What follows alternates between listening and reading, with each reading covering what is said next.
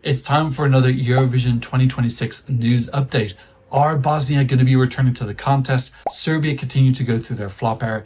Are Israel going to get kicked out of the contest? We've also got loads of national final news and participation news. So let's kiki.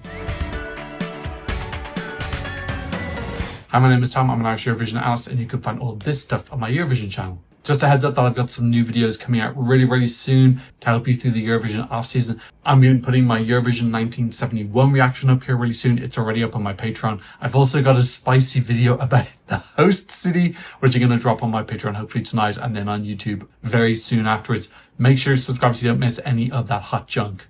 I probably shouldn't call my content hot junk. Okay, our first story is about Bosnia. So let me just give you a little bit of a background as concisely as I can. Bosnia has several broadcasters. One of them is RTRS, which is the broadcaster for the Republika of Srpska, which I believe is the ethnically Serbian part of Bosnia. And then they have another broadcaster, BHRT, which is the ethnic Bosnian broadcaster for Bosnia, which is the one that usually brings them to Eurovision. Long story short, I believe the tax revenue from Bosnia goes to RTRS and they're meant to pay it out to BHRT, but they don't. So basically BHRT haven't got any tax money since 2017. This is the reason that they're in huge debt to the EBU, which is why the EBU has basically disqualified them, not allowing them to be in Eurovision until they've paid this debt. The big news is that a court has just said that RTRS must pay part of this fee to BHRT. So basically they've been withholding this fee from BHRT. They're meant to be giving them this money and they haven't. BHRT has no money, racking up the debt. And the Supreme Court of Republika Srpska has ruled against their own broadcaster. So this is really interesting. BHRT sued RTRS over debt in excess of 100 million convertible marks, which is around 50 million euro, which would be more than enough for BHRT to pay off their debt and be able to restart their broadcaster. The only thing I believe stopping Bosnia from being in Eurovision right now is this debt that they have. The EBU won't let them in until they've paid it. Since 2017, BHRT has not received money from RTRS based on the RTV tax because they do not pay it. The law of the public broadcasting system requires that entity broadcasters pay a portion of the funds they collect from the RTV tax on their territory to the BHRT account, but basically they haven't. They've been saving up that money,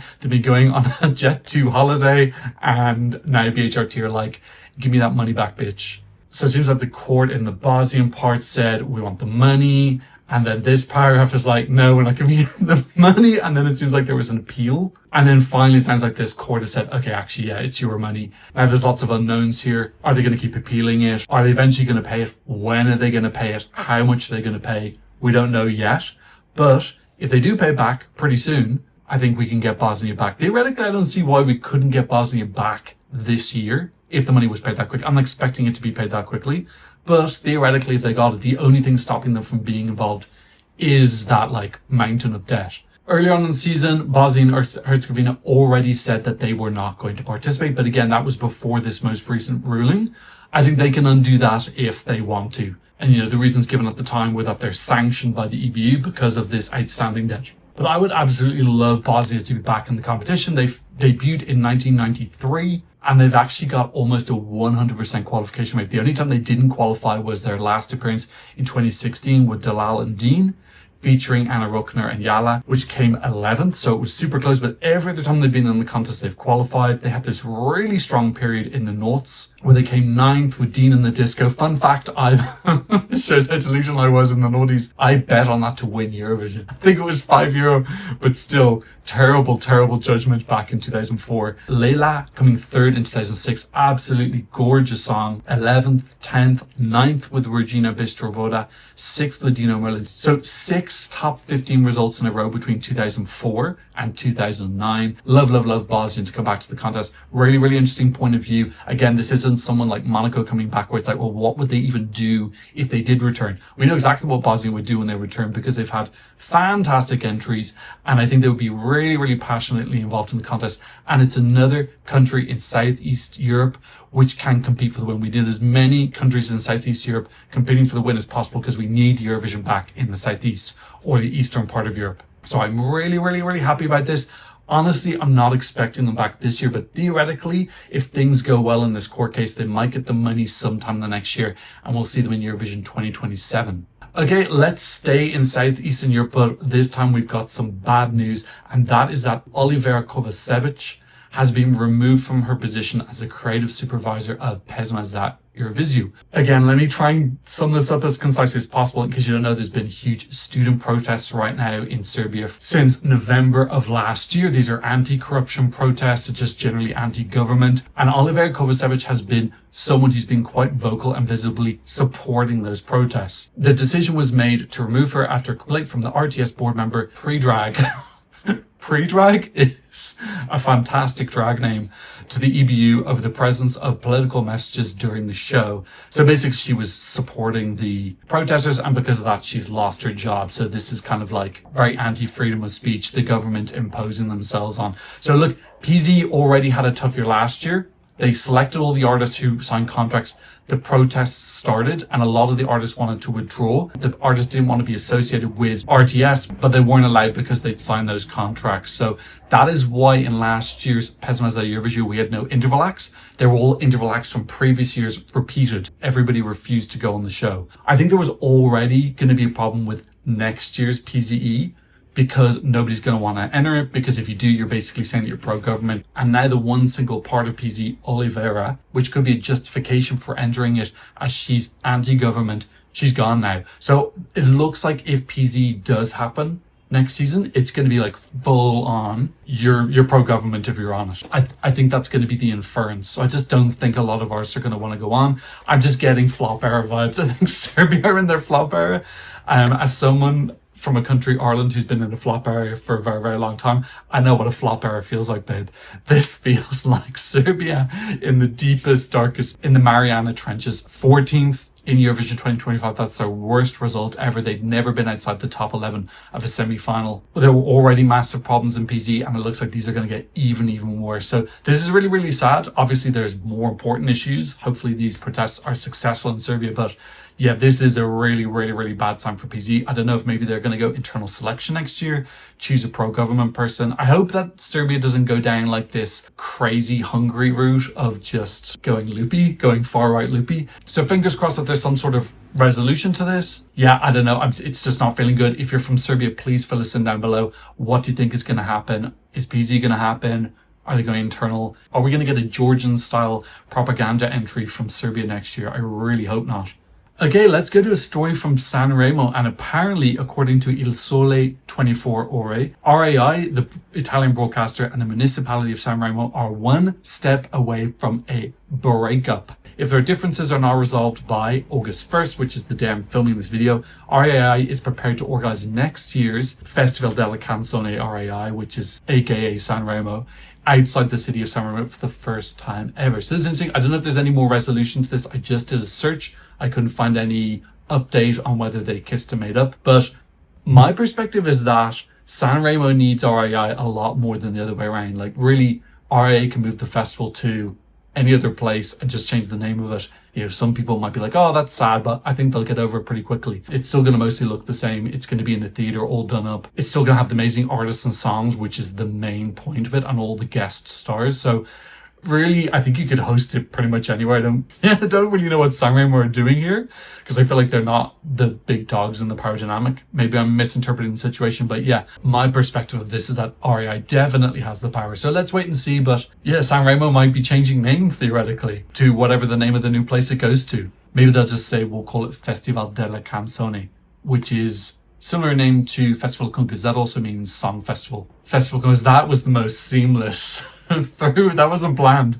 That just organically happened. Alaida Dani is going to be the artistic director for Festival Kungas 64. I'm really, really happy about this. I think she did a great job last year. Definitely Festival Kungas can improve, and it wasn't perfect. She went on a little bit of a rant on the stage about her personal life, which I think, save it for Sunday brunch with your friends. But Festival of Kungas just felt so much better and on the right track last year. So I think this is really, really, really good. And we also had a wonderful winner last year.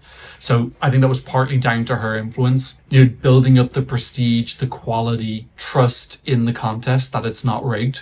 I think that was a big thing in the past, that a lot of Albanians will comment to me that Festival of Kungas is rigged, it's organised, who's going to win. And then last year was a bit of a surprise. It was more the best person winning, which is the way national finals should be. So I really, really welcome this. Really excited for Albania. I think they're in their anti-flop era. What's the opposite of a flop era? They're in their golden era. They've also announced that submissions for the 64th festival will open on September 1st, so a month away, with the deadline set for 30th of September. No further details of the festival have been revealed yet. I'm hoping that it's going to be a little bit smaller. 31 songs last year, 31. Too many, babe. Let's snip. Let's cut it down. You don't need such a gigantic national final. Let's get it down to 20. I know that they do cut out some songs for the final, which is good.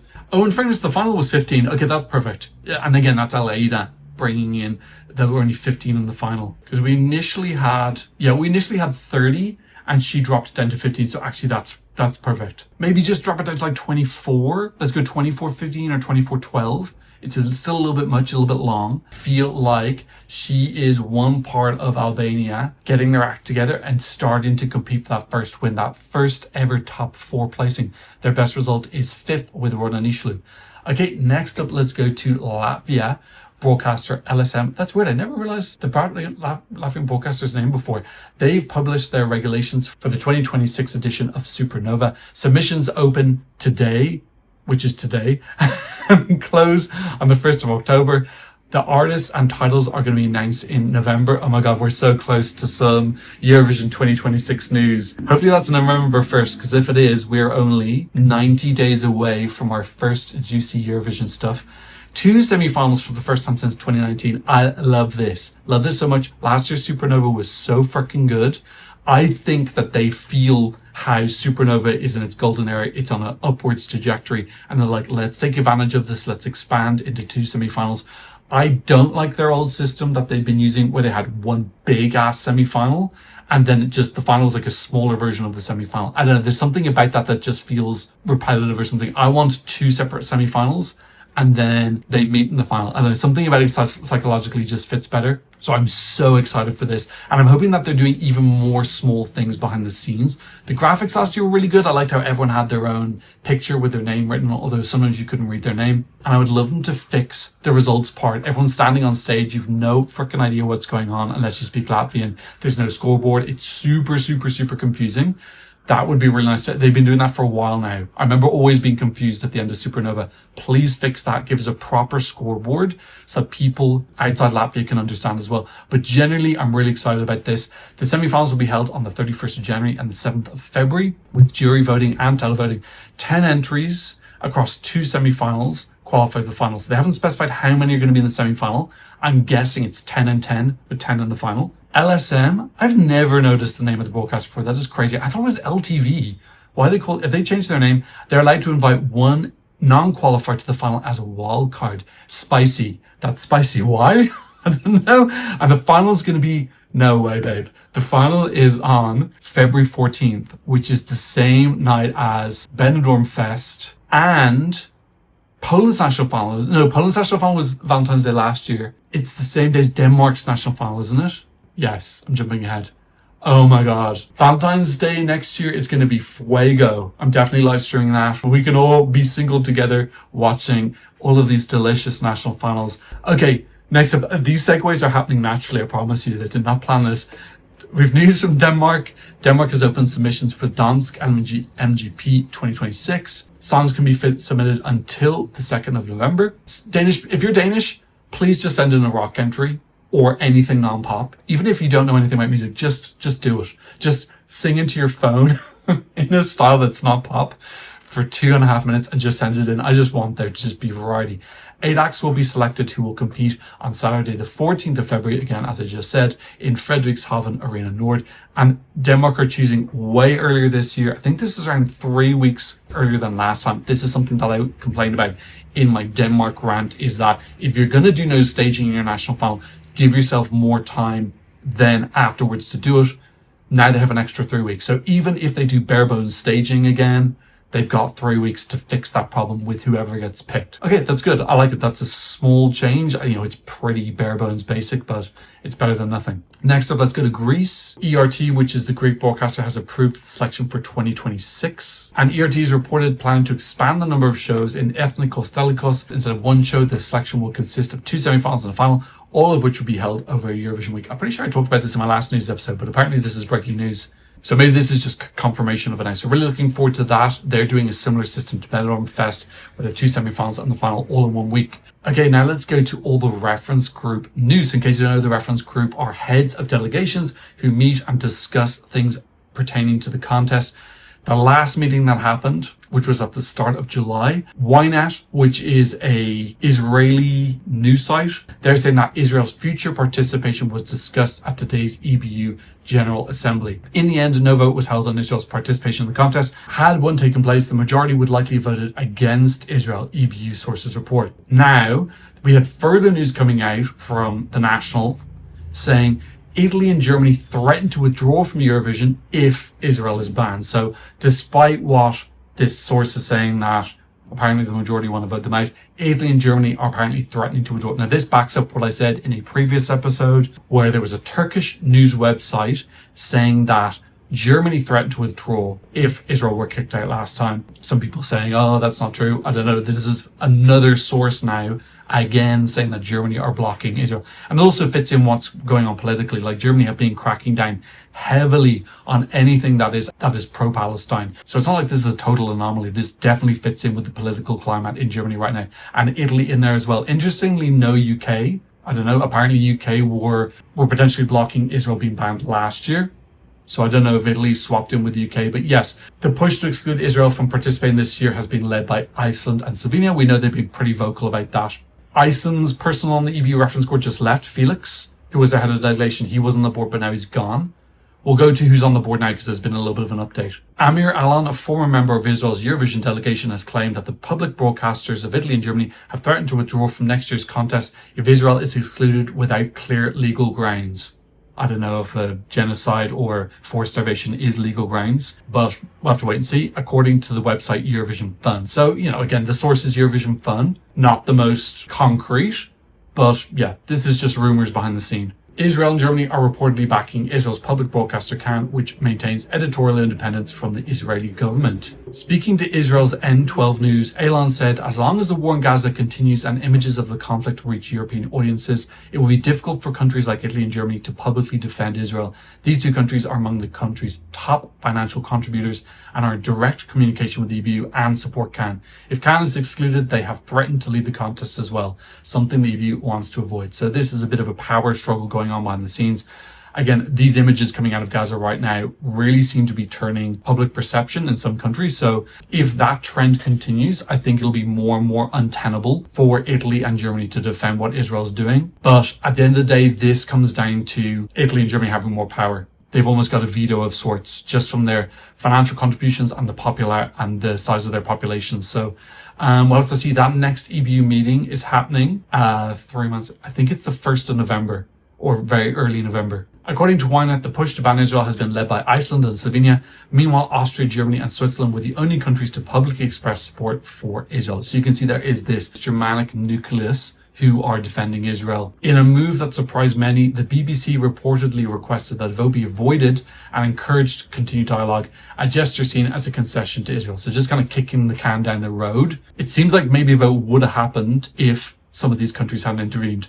The EBU has consistently maintained that it will not ban Israel, stating that Eurovision is a competition between public broadcasters nor governments and that Can has not broken any rules. But then there is the bringing the contest into disrepute. If you are committing a genocide and then using the contest to whitewash that, I think that definitely brings the contest into disrepute. So, that's something that needs to be discussed in the meeting. But saying that absolutely no rules have been broken, I think that's not concrete at this point in time. Okay, so let's talk about the makeup of this EBU reference group. We've had 2 new members added, David Senrunian from the Armenian broadcaster and Tomislav Stengel from the Croatian broadcaster. Good to have some representation from the geographical eastern part of Europe, because this EBU reference group was really super Western heavy, as it pretty much always has been. The contest needs more Southeast European representation, definitely. Both of them had tried to get elected as a reference group member during last March's head of delegation meeting, but failed to make it in. So basically there's a vote amongst all head of delegations and they put themselves forward, but they weren't elected. But now they've been invited in based on competence and experience, and I also assume because they realized that there's no one from geographical east and they needed that representation. So this is the group as it stands right now. There's 8 of them. Anna Maria Bordas, who used to be the Spanish head of delegation. We have Eda Adilson from Sweden. Mort Stadler from Switzerland, Carla Borgallo from Portugal, Molly Plank from Denmark's delegation, Claudia van der Pas from Netherlands, Tomislav and David. So those are the current 8 on the board. So interestingly, no Germany, no Italy, no UK. So it'd be curious now who's going to be fighting Israel's corner in that conversation. Is it going to be Moritz representing Switzerland? I don't know. I would love to be a fly on the wall for that next meeting. I swear to God, I want tickets to that next reference group meeting on November 1st in November more than I want tickets to the grand final. Film it, turn it into a soap opera. I will be there every single freaking episode. The drama of those meetings. I'm so obsessed. But yes, those meetings are going to be happening in the winter. Another thing that they're going to be discussing in those meetings is the potential participation of Kazakhstan. So it's going to be the 70th anniversary. Last time at the 60th anniversary, Australia were invited. The beginning of an amazing era of Australia being in Eurovision. Are Kazakhstan going to join? They've been in discussions with the EBU Director General Noel Curran, who I believe is Irish. They cite geography, stronger EU ties, and prior participation in Junior Eurovision as arguments to join. So this is really interesting because Kazakhstan as a time zone are way, way, way ahead of Europe. So Australia have a similar problem. I think the contest starts at 4 or 5 a.m. in Australia. I think it would begin at 11 o'clock. Yeah, they're 3 hours ahead of CET. So that would mean the show is going to be starting at midnight. So I don't know how many people are going to want to stay up from midnight until 4 a.m.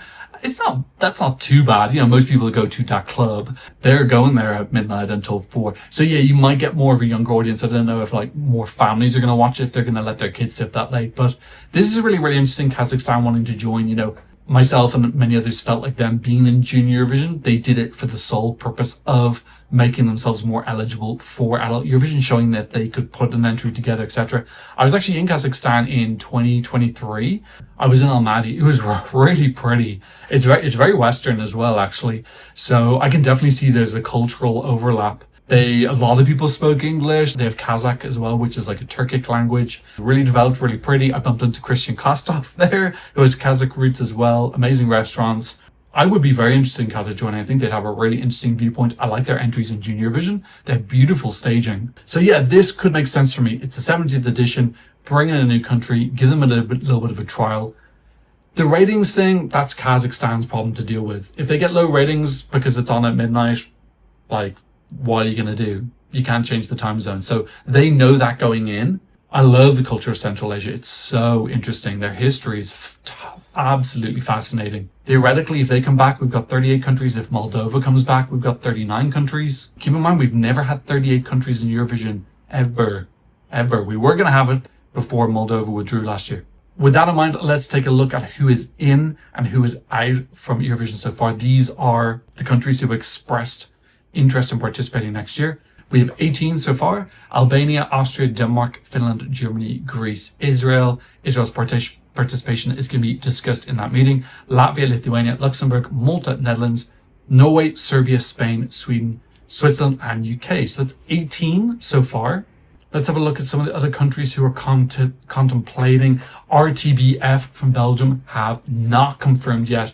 They again are not happy with what happened last year with Israel and the vote manipulation. And I assume they'll want some sort of clarification on what happened. I would hope that the EBU is doing an investigation into the results over the summer. We also have news from Sanremo. Roberto Sergio stated that no decision has been made yet on San Marino's 2026 participation in the contest, but their upcoming participation in Junior Eurovision should be seen as a sign of goodwill and an openness to participation. Okay. I don't think San Marino have that much bargaining power. They seem to have a bit of a huff after last year. I thought them getting their 4th best result in Eurovision ever was something to celebrate. Apparently not. So, but yeah, hopefully we see them next year with their impossibly long national final. Slovakia STVR will not return to the song contest in 2026. The broadcaster explains it has limited budget and the cost of participation is higher than the potential revenues that it could bring into the broadcaster. I wonder if Adonis had qualified, made to the final, would that have changed? Probably not. But I think it probably would have had a little bit of a positive impact in terms of Slovakia wanting to come back. Definitely if he'd done like really well, if he'd been like top 10, top 8, I think that would have spurred them on a little bit more. And North Macedonia, Bobby Andonov expressed interest in competing in Eurovision in 2026. So Bobby represented North Macedonia in Junior Eurovision 2008. He finished 5th. I think that was during the period where you had to write your own songs. That year, the winning song was the B song. He's expressed his desire to compete in Eurovision for North Macedonia. He's 30-year-old, born in Melbourne, Australia, to Macedonian parents. He has spoken to MRT about competing in the Eurovision Song Contest for them.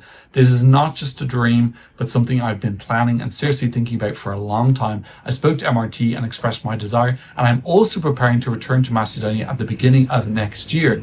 If the country decides to participate, I will be fully committed. I want to give my whole heart. This is pretty good, because if you're someone like North Macedonia, where you don't have a lot of funds, having an artist who's relatively established, who you've worked with before in Junior Eurovision, so you know them, who's super, super keen, openly saying, I'm willing to participate, you're going to save a lot of money. You don't have to do national finals. You don't need to do searches for anyone. You basically say to them, look, send us 3 or 4 songs. If we think that we've got enough to work with, we can participate. And then maybe Bobby will actually cover some of the costs as well. If he's that keen, maybe he'll help out with accommodation. So this is like the best possible scenario, I think, for North Macedonia in terms of their return. Someone really solidly saying, I can represent you. It seems like a money efficient way for them to return to the contest. And next up, let's check in on Romania. They have a Normania, it's a slightly odd name, songwriting camp, brings hope of a Eurovision return. And that is happening this October. This is being run by the Woes. They've announced a new Eurovision songwriting camp that is set to be held in Romania. So because you don't know, the Woes does the songwriting camp for Norway. That's where Emmy's song was written last year, which was not taken up by NRK. And they're holding a songwriting camp in Ireland this year.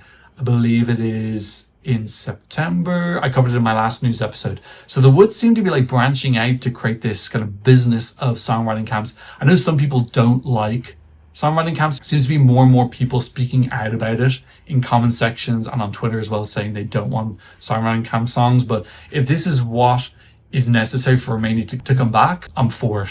If they get a good song, I think they're more likely to want to return if they've got a solid package. It'll be held at 5 days at Casa Vlasia in Smthngnw, with songwriters, producers, lyricists, and artists from Romania, Europe, and beyond. They'll be looking to write songs aimed at selections for Eurovision 2026 with a special focus on Romania. The broadcaster TVR has been invited to attend the camp, but have not yet confirmed attendance. The event is being organised by Ovi Jakobsen, who is Ovi from 2010 and 2014. So could we be getting Romania back to the contest? I really, really hope so.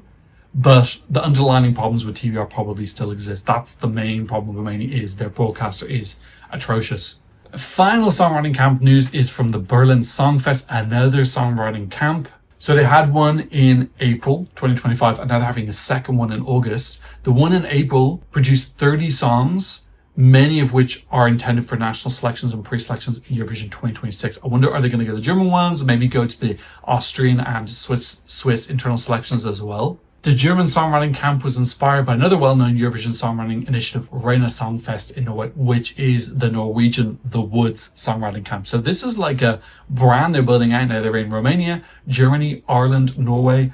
I wonder if they're going to keep expanding. I wonder why they chose those 4 countries as well in particular. Looking ahead, the organisers aim to expand the songwriting camp model across Europe. Okay, let's check in with a tiny bit of Junior Eurovision news, and France have confirmed participation.